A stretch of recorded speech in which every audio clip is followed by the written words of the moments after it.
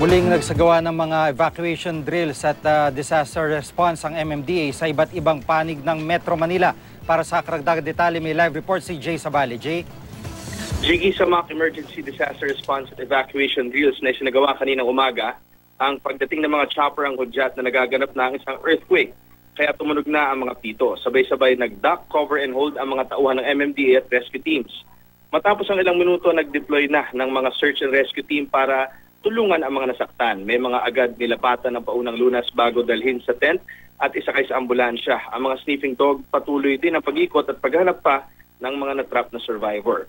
Tulad ni K9 Max na nakadapa habang dahan-dahang gumagapang at umaamoy kung may mga nangangailangan pa ng rescue. Matapos ang drill ay bumalik na sa kanyang station ang mga kasali at tinuruan ng basic first aid. Meron ding post-evaluation. Sabay-sabay nag-drill sa VMMC, Villamor Golf Course at Intramuros Golf Course na magiging temporary evacuation centers sa North, West at South Metro Manila kapag nangyari na ang kinakatakutang The Big One. Matatagpuan sa mga nabanggit na site ang mga pagkain, tubig, medical help at iba pa. Magkakaroon din ng hiwalay na drill ang Eastern Manila o lugar ng Marikina na gabi gagawin. Patuloy naman ang paghahanap ng mga volunteer ng MMDA na ide-deploy din sa iba't ibang evacuation area. Sa mga gusto mag-volunteer, maaaring mag-log on sa www.bepreparedmetromanila.com. Sa mga may aso naman, bukas din ang opisina ng MMDA K9 units para sa mga gustong matuto ng libre at tumulong na rin sa live search and rescue. Hanapin lamang ang MMDA K9 unit Facebook account. Isang Metro Manila synchronized earthquake drill din ang gaganapin sa July 30. Jiggy? At Jay, ibig sabihin yung mga nais mag-volunteer ay pwedeng bigyan ng training ng MMDA.